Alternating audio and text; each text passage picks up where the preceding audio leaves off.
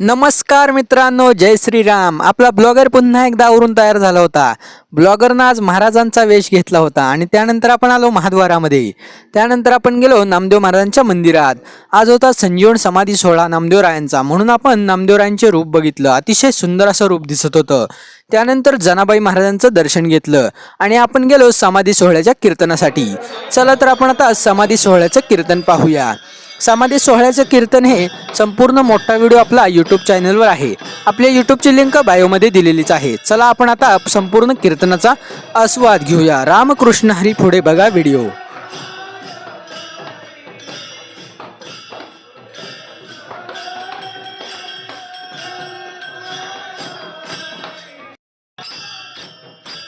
तुम्हाला तर माहितीच आहे, नामदेव महाराजांचा 675वा संजीवन समाधी सोहळा चालू आहे।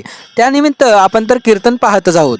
हे कीर्तन समाधी सोहळ्याचं कीर्तन गुरुवर्य माधव महाराजजी नामदास यांचं कीर्तन होतं। आपण बघू शकताय संपूर्ण कशी नामदेव महाराजांचं जीवनचरित्र आपल्याला सांगतात महाराज।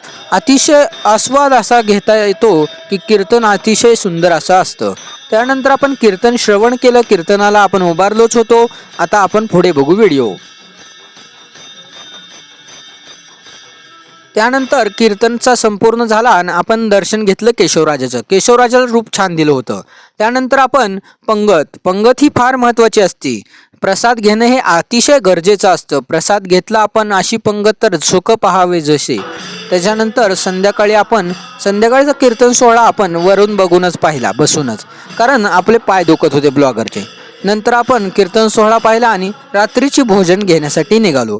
रात्री भोजन करत असताना आपले मित्र व सगळे बंधू सर्व काही आपल्याला गाठ पडले। ह्यांना सुद्धा ब्लॉगमध्ये घेतलं आपण बघू शकताय, सगळे आपले मित्र दिसत आहेत।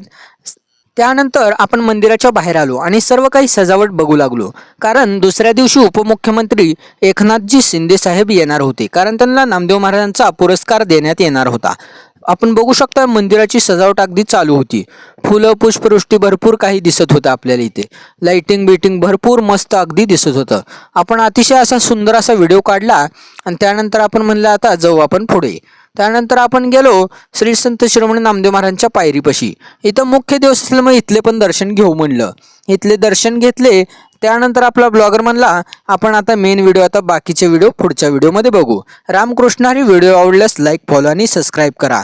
रामकृष्ण हरी, जय श्रीराम मित्रांनो। असेच सहकार्य करत राहा। धन्यवाद।